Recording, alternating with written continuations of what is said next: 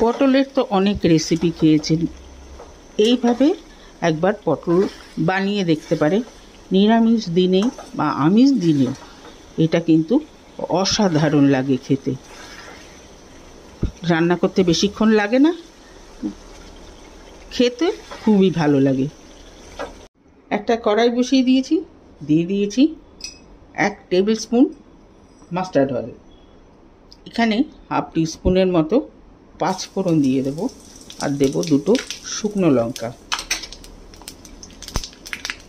এইখানে পটলগুলো এরকমভাবে কেটে নিয়েছি, এদিক দিয়ে ক্রস করে এইখানটাকে চিড়েছি, উল্টো দিকটা এরকমভাবে চিড়ে নিয়েছি। এখানে আধা কিলো দেশি পটল রয়েছে।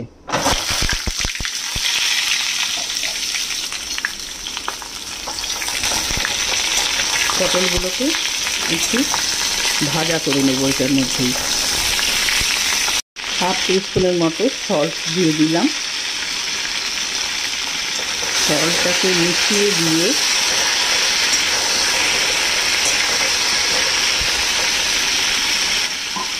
ঢাকা দিয়ে দেবো, তাতে পটলটা ভাজাও হবে, সাথে পটলটা নরমও হয়ে যাবে।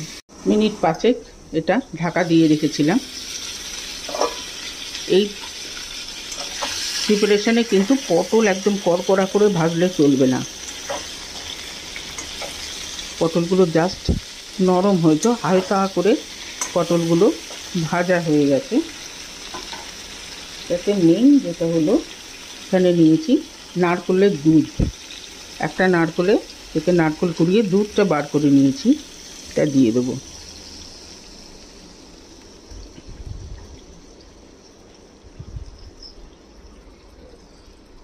বাটিটা ধুয়ে এই জলটাও দিয়ে দিলাম। এবারে এটাতে দেব হাফ টিস্পুনের মতো গরম মশলা,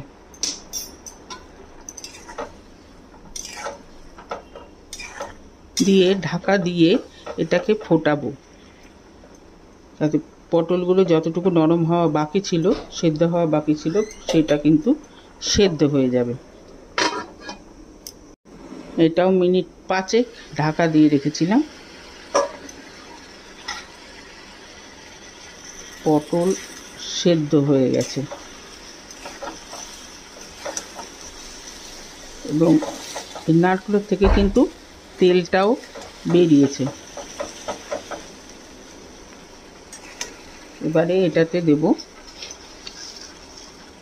1 চামচ চিনি। নিরামিষ একটু মিষ্টি মিষ্টি খেতে ভালো লাগে।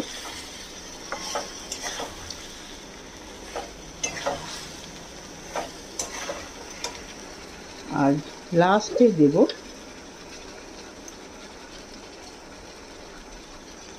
হাফ চামচের মতো ঘি দিলাম।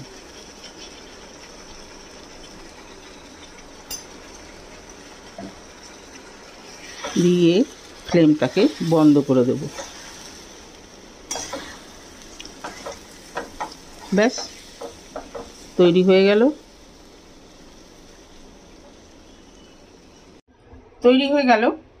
নিরামিষ পটলের একটা রেসিপি। কেমন লাগলো? যদি ভালো লেগে থাকে তাহলে অবশ্যই লাইক করবেন, শেয়ার করবেন ফ্রেন্ডস অ্যান্ড ফ্যামিলিদের সঙ্গে, সাথে আমার চ্যানেলটিকে সাবস্ক্রাইব করতে ভুলবেন না। আজকে তাহলে চলি, নেক্সট দিন আরেকটা এরকম মজাদার খাবার নিয়ে আসবো। সবাই ভালো থাকবেন, সুস্থ থাকবেন। ওকে দেন, বাই।